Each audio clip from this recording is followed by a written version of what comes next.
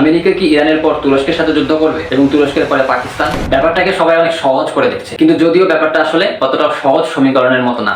যেমন ধরুন, আমেরিকা ধরে নিয়েছিল ভেনেজুয়েলার পতন হবে, এরপর তারা ইরানকে ধরবে। ইরানের পতন হবে, এরপর তারা চীনকে ধরবে। ব্যাস, এভাবেই সবকিছু শেষ হয়ে যাবে, সবাই আমেরিকার পায়ের নিচে চলে আসবে। আসলে এমনটা হয়নি। ইরান খুব শক্ত প্রতিরোধ দেখিয়েছে। চীনও পয়েন্ট টু পয়েন্ট ধরে ফেলেছে আমেরিকার দুর্বল জায়গা কোনগুলো। তো এখন কথা হলো, ইরানের পর তুরস্ক কিনা অথবা তুরস্কের পর পাকিস্তান কিনা? এগুলো একটা উত্তর হলো তাদের সমাজ। ভেনেজুয়েলার ক্ষেত্রে দেখুন, তাদের সামাজিক অবক্ষয় অনেক। অন্যদিকে ইরানি সমাজের নৈতিকতার জায়গা অনেক বড়। তুরস্ক যদিও একটা হাফ সেকুলার হাফ মুসলিম দেশ, কিন্তু ইরানের মতো তাদের অনেক দিনের সাম্রাজ্য চালানোর অভিজ্ঞতা আছে। ভেনেজুয়েলার মতো তাদের টপ অফিসিয়ালদের এমনি এমনি কিনে ফেলা যাবে না। বাট ইরান যেমন রাশিয়া ও চীনের সাহায্য পেয়েছিল, তুরস্ক সেটা নাও পেতে পারে। সেক্ষেত্রে তুরস্ককে একাই লড়তে হবে। ইতিহাসে তারা যেভাবে করেছে, সেলজুকদের সময় একা পুরো মঙ্গল বাহিনীর সাথে, আবার বাইজেন্টাইনদের সাথে এবং অটোম্যানদের সময় চারিদিকে শত্রু দিয়ে ঘিরে থাকা অবস্থায়। আপনারা যদি দিল্লি এরতুগরুল নামের এই টার্কিশ সিরিজটা দেখে থাকেন, তাহলে হয়তো এই ইতিহাস সম্পর্কে কিছুটা ধারণা পেতে পারেন। অবশ্য আমি একটা লং ভিডিও বানিয়েছি এরতুগরুলের তুর্কি জাতির ইতিহাসের মতো বাংলাদেশের শায়েস্তা খান ও শাহজালাল রহমতুল্লাহ আলাইহির গল্পগুলো নিয়ে। ভিডিওটা নিচের লিঙ্ক থেকে দেখে আসতে পারেন।